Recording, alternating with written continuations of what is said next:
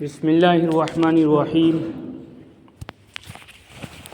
الحمد للہ رب العالمین والصلاة والسلام علی سید الانبیاء والمرسلین محمد وعلی آلہ واصحابہ اجمعین اما بعد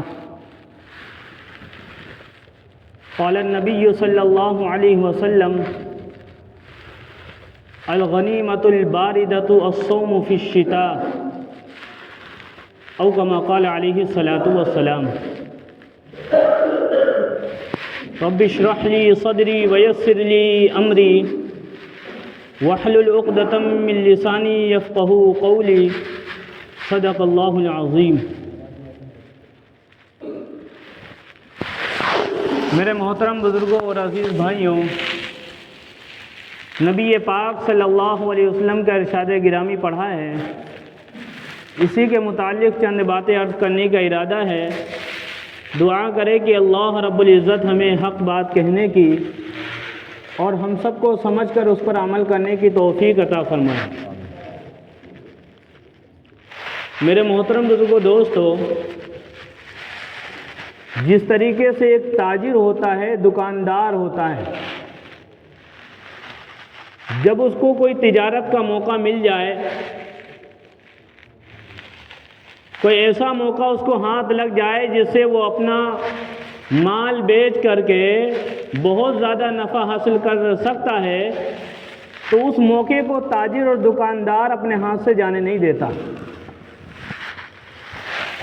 محنت کرتا ہے تاکہ بہت سارا نفع حاصل کر سکے۔ ٹھیک اسی طریقے سے جو ایمان والا بندہ ہوتا ہے، جب اس کو نیکی کمانے کا کوئی راستہ مل جاتا ہے، کوئی موقع مل جاتا ہے، تو ایمان والا بندہ نیکی کمانے میں بھی پیچھے نہیں ہٹتا، بلکہ اس موقع کو غنیمت سمجھ کر کے زیادہ سے زیادہ نیکی کے کام کر کے اللہ رب العزت کی رضا چاہتا ہے۔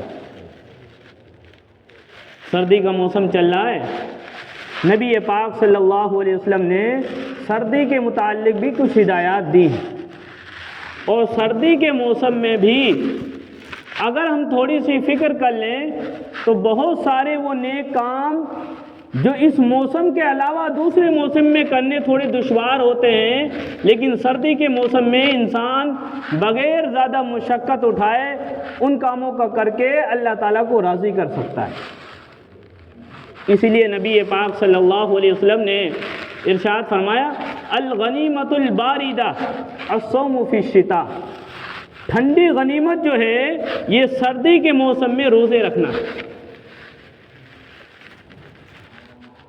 جو انسان نفع بغیر زیادہ مشقت اٹھائے حاصل کرتا ہے اس کو غنیمت بولتے ہیں۔ زیادہ محنت نہ کرنی پڑے، زیادہ مشقت نہ اٹھانی پڑے۔ فرمایا زیادہ مشقت اٹھائے بغیر اگر ثواب حاصل کرنا چاہتے ہو تو سردی کے موسم میں روزے رکھو، اور سردی کے موسم میں یہ کام آسانی کے ساتھ ہم کر سکتے ہیں۔ آپ دیکھ لیں، دن بڑا چھوٹا ہوتا ہے، مختصر سا ہوتا ہے، اور راتیں اس کی بڑی لمبی ہوتی ہیں۔ گرمی کے موسم میں پیاس اور بھوک کی وجہ سے انسان پریشان ہو جاتا ہے، لیکن سردی کے موسم میں پیاس کا احساس تک نہیں ہوتا، اور دن اتنا چھوٹا ہوتا ہے کہ روزہ رکھیں گے تو آسانی کے ساتھ روزہ رکھ سکتے ہیں، کام کاج بھی کریں گے پھر بھی کوئی پریشانی نہیں آئے گی۔ فرائض روزے جو ہیں، فرض روزے رمضان المبارک کے، وہ تو رکھنے کا لوگ اہتمام کرتے ہیں، لیکن نفل روزہ رکھنے کا اہتمام اتنا زیادہ نہیں کیا جاتا جتنا نفل نماز پڑھنے کا لوگ اہتمام کرتے ہیں۔ نوافل تو ہم پڑھتے ہیں، بہت سارے لوگ جو ہیں چاشت ہیں، اوابین ہیں، اشراق کی نماز کے پابند ہوتے ہیں، لیکن نفل روزوں کا اتنا زیادہ اہتمام نہیں ہوتا۔ سردی کا موسم ہے، نفلی روزے رکھ کر کے، اسی طریقے سے وہ لوگ جنہوں نے رمضان میں کسی عذر کی وجہ سے روزے چھوڑ دیے تھے، روزے کی قضا کرنے کا بہترین موسم ہے۔ چھوٹا سا دن ہے، روزہ رکھ لیں اور آسانی کے ساتھ روزہ مکمل ہو جائے گا، اور نفل روزہ رکھنے کا بھی اہتمام کرنا چاہیے۔ نبی پاک صلی اللہ علیہ وسلم نے ارشاد فرمایا، لِكُلِّ شَيْءٍ زَكَاتٌ، ہر چیز کی ایک زکوٰۃ ہوتی ہے، یعنی ہر چیز کا ایک پاک کرنے کا ایک طریقہ ہوتا ہے۔ ہم اپنے جسم کو پاک کرتے ہیں، اس کا ایک طریقہ ہے، کپڑوں کو پاک کرتے ہیں، اس کا ایک طریقہ ہے۔ فرمایا ہر چیز کے پاک کرنے کا ایک طریقہ ہوتا ہے، وَزَكَاةُ الْجَسَدِ الصَّوْمُ، اور جسم کی صفائی اور جسم کی پاکیزگی روزے کے ذریعے سے ہوتی ہے۔ ہماری روح بھی پاک ہو جاتی ہے، ہمارا جسم بھی پاک ہو جاتا ہے۔ طب کے جو ماہرین ہیں وہ کہتے ہیں روزہ رکھنے کے جسمانی بھی بڑے فائدے ہوتے ہیں۔ بہت ساری وہ بیماریاں جو زیادہ کھانے کی وجہ سے انسان کے اندر پیدا ہو جاتی ہیں، بھوک برداشت کرنے کی وجہ سے انسان ان بیماریوں سے چھٹکارا حاصل کر لیتا ہے اور روح بھی پاک ہو جاتی۔ روزہ جو ہے اللہ تعالیٰ کو بڑا پسند ہے، اس لیے روزے دار کی منہ کی بو جو ہے اللہ تعالیٰ کو بڑی پسند ہے، مشک و زعفران کی خوشبو سے بھی زیادہ پسند ہے۔ اور نبی پاک صلی اللہ علیہ وسلم نفل روزے رکھا کرتے تھے اور امت کو ترغیب دیا کرتے تھے کہ نوافل کا اہتمام کرو، نفل روزوں کا۔ کتابوں میں لکھا ہے نبی پاک صلی اللہ علیہ وسلم ایام 20 کے روزے رکھنے کا اہتمام کرتے تھے اور ترغیب دیتے تھے۔ ایام 20 کون سے کہلاتے ہیں؟ چاند راتیں کہلاتی ہیں۔ چاند کی 13 تاریخ، 14 تاریخ اور 15 تاریخ یہ ایام 20 کہلاتے ہیں۔ اور فرمایا جو ایام 20 کے روزہ رکھنے کا اہتمام کرتا ہے وہ ثواب میں ایسا ہوتا ہے جیسے کہ پوری زندگی اس نے روزے رکھے ہوں۔ کتنی بڑی فضیلت ہے۔ مہینے میں 3 روزے اگر کوئی بندہ رکھ لے، ایک نیکی کا بدلہ اللہ تعالیٰ کے یہاں 10 گنا ملتا ہے، اور 3 روزے، ایک روزے کا بدلہ 10 روزوں کے برابر، اور مہینے میں 3 روزے گویا کہ پورے مہینے آپ نے روزے رکھ لیے، اور سال بھر اگر اس کا اہتمام کریں گے گویا کہ پورے سال آپ نے روزے رکھ لیے۔ اور پیر کے دن اور جمعرات کے دن کا بھی روزہ رکھنے کا آپ اہتمام کرتے تھے، اور فرمایا کرتے تھے ہفتے میں یہ 2 دن ایسے ہیں کہ اللہ تعالیٰ کے دربار میں بندوں کے اعمال پیش کیے جاتے ہیں، پیر کے دن اور جمعرات کے دن۔ اور فرمایا کرتے ہیں میں پسند کرتا ہوں کہ اللہ کے دربار میں میرا عمل پیش کیے جائے تو میں روزے کی حالت میں ہوں۔ کتنی بڑی بات ہے، اللہ کے دربار میں ہمارے اعمال پیش ہو رہے ہیں اور ہم روزے کی حالت میں۔ تو سردی کے موسم میں نفل روزے اگر رکھنا چاہیں تو بہترین موسم ہے روزہ رکھنے کے لیے۔ اور ایمان والا بندہ اگر نیکی حاصل کرنے کا کوئی موقع اس کو ملتا ہے تو وہ گنواتا نہیں ہے۔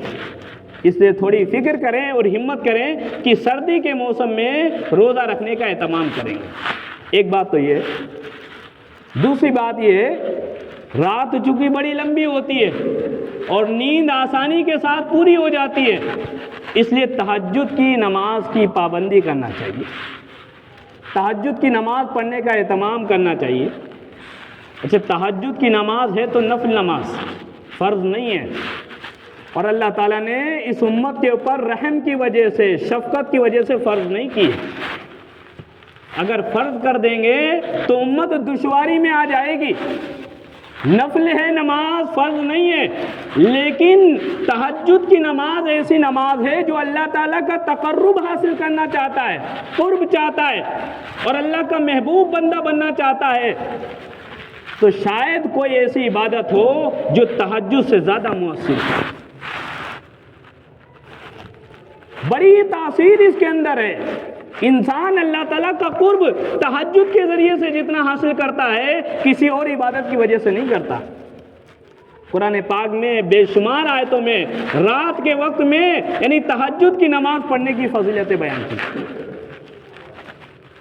اس کو صلاۃ اللیل بھی بولتے ہیں، رات کی نماز ہے۔ ایک مرتبہ نبی پاک صلی اللہ علیہ وسلم نے صحابہ کے سامنے جنت کے بالا خانہ اور جنت کے مکانات کی تعریف کی۔ بڑے حسن و جمال والے مکانات ہیں، باہر سے دیکھو گے تو اندر کا نظر آئے گا، اندر سے دیکھو گے تو باہر کا نظارہ دکھائی دے گا۔ صحابہ نے کہا اللہ کے رسول کس کو ملیں گے یہ؟ کون خوش نصیب ہوں گے جن کو جنت کے یہ مکانات ملیں گے؟ فرمایا کئی ساری وجہ آپ نے بیان فرمائی، ان میں سے ایک وجہ یہ بھی تھی کہ ایسے وقت میں نماز پڑھنے والا، رات میں نماز پڑھنے والا کہ لوگ سوئے ہوئے ہوں اور یہ اللہ تعالیٰ کے سامنے کھڑا ہوا ہو۔ صلو باللیل والناس نیام، رات میں نماز پڑھنے والا کہ لوگ سوئے ہوئے ہیں اور یہ اللہ تعالیٰ کے سامنے کھڑا ہے۔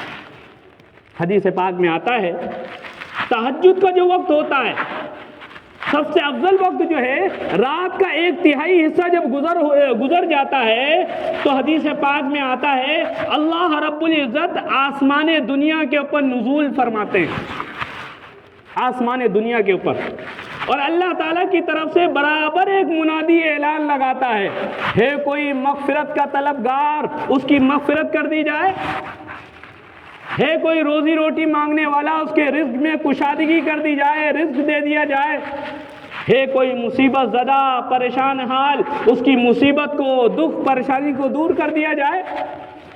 اور صبح صادق ہونے تک یہی اعلان اللہ تعالیٰ کا منادی لگاتا رہتا ہے۔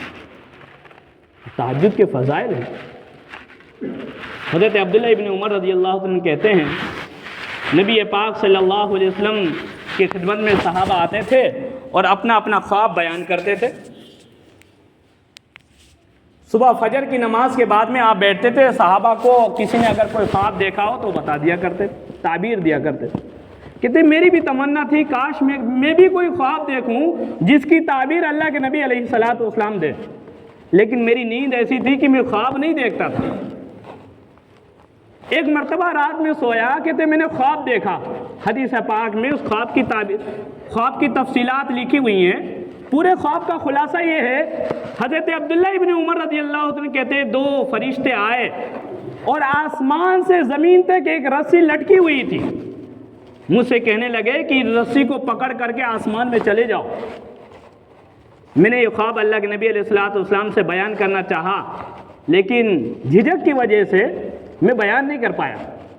میں اپنی بہن حضرت حفصہ رضی اللہ عنہا کے پاس گیا جو اللہ کے نبی کی بیوی ہیں، کہ بہن میں پوچھ نہیں سکتا، تم اللہ کے نبی سے پوچھ لینا جب تمہیں موقع ملے۔ تو حضرت حفصہ رضی اللہ عنہ نے اللہ کے نبی علیہ الصلوۃ والسلام سے اپنے بھائی کے خواب کا تذکرہ کیا۔ تو جب حضرت عبداللہ ابن عمر رضی اللہ تعالیٰ عنہ نے اپنے بہن سے پوچھا کہ اللہ کے نبی نے کیا بتلائی، کیا اس کی تعبیر دی، تو فرمایا کہ اللہ کے نبی علیہ الصلوۃ والسلام نے تمہارے خواب کو سنا تو فرمایا 2 باتیں ارشاد فرمائی، نعم الرجل عبداللہ ابن عمر، حفصہ عبداللہ ابن عمر بڑا ہی اچھا آدمی ہے، بہت اچھا انسان ہے۔ اور دوسری بات فرمائی لو کان یصلی فی اللیل، کاش وہ رات میں نماز بھی پڑھتا ہوتا۔ کہتے میں تہجد کا اتنا اہتمام نہیں کرتا تھا، لیکن جب آپ نے یہ بات ارشاد فرمائی کہ رات میں نماز بھی پڑھتا تو اور زیادہ اچھا ہوتا۔ کہتے میں نے زندگی میں کبھی تہجد کی نماز نہیں چھوڑی۔ اس لیے سردی کے موسم میں اگر تہجد کا ہم اہتمام کریں، عادت بنا لیں تو آسانی کے ساتھ عادت بن جائے گی۔ کوئی بندہ ایسا نہیں ہے جو سردی کی راتوں میں اس کی نیند پوری نہ ہوتی۔ یہ بات الگ ہے کہ ہم بستر سے نہ اٹھیں، رضائی ہم سے نہ چھوٹے، لیکن آنکھ تو سبھی کی کھلتی ہے۔ اور کتنا لمبا وقت ہوتا ہے، 5 بجے بھی اگر آپ اٹھ جاؤ گے تو تہجد کی نماز آسانی کے ساتھ پڑھ سکتے ہو۔ 5:30 بجے تک ٹائم رہتا ہے۔ ادھر رات بھی ادھر سے بھی رات بڑھ گئی ہے، عشاء کی نماز بھی جلدی ہوتی ہے، جلدی سونا بھی ہوتا ہے، اور ادھر جو ہے تہجد کا وقت بھی جو ہے دن کی طرف شامل ہو گیا۔ ایک اور کام ہے جو سردی کے موسم میں کرنے کا ہے، وہ کام یہ ہے کہ جو غریب و غربا ہیں ان کی مدد کی جائے۔ اللہ تعالیٰ نے اگر دیا ہے، وسعت دی ہے، تو جو ہمارے محلے میں، ہمارے علاقے میں، ہمارے پڑوس میں غریب، یتیم اور بیوہ اور بے سہارا لوگ ہیں، یا ایسے مزدور طبقے کے لوگ ہیں جو سردی سے بچاؤ کا سارا سامان نہیں خرید سکتے، بندوبست نہیں ہے، تو اللہ کی رضا کے لیے اپنی وسعت کے مطابق ان غریب اور نادار جو ہے یتیم اور بیوہ اور بے سہارا مزدور طبقے کے لوگوں کی مدد کرنا، سردی سے بچاؤ کا سامان خرید کر کے ان کو دینا، یہ بہت بڑا کار خیر ہے۔ حدیث پاک میں اللہ کے نبی علیہ الصلوۃ والسلام نے فرمایا اللہ فی عون العبد ما کان العبد فی عون اخیہ، اللہ تعالیٰ اپنے بندے کی مدد کرتے ہیں جو بندہ اپنے بھائی کی مدد کرتا ہے. ہم اپنے بھائی کی مدد کریں گے، اللہ تعالیٰ ہماری مدد کریں گے. ہم اپنے بھائیوں کو فائدہ پہنچائیں گے، اللہ تعالیٰ ہمیں بہترین انسان بنا دیں گے. نبی پاک صلی اللہ علیہ وسلم نے ایک مرتبہ ارشاد فرمایا، جانتے ہو بہترین انسان کون ہے؟ اور پھر آگے خود فرمایا، خیر الناس من ينفع الناس، بہترین انسان وہ ہے جو لوگوں کو نفع پہنچائے، فائدہ پہنچائے. یہ بہت بڑا کار خیر ہے. تو سردی کے موسم میں یہ تمام کام کرنے کے ہیں. اللہ تعالیٰ آپ کو بھی اور ہم کو بھی عمل کرنے کی توفیق عطا فرمائے. آمین. واخر دعوانا الحمدللہ رب العالمین.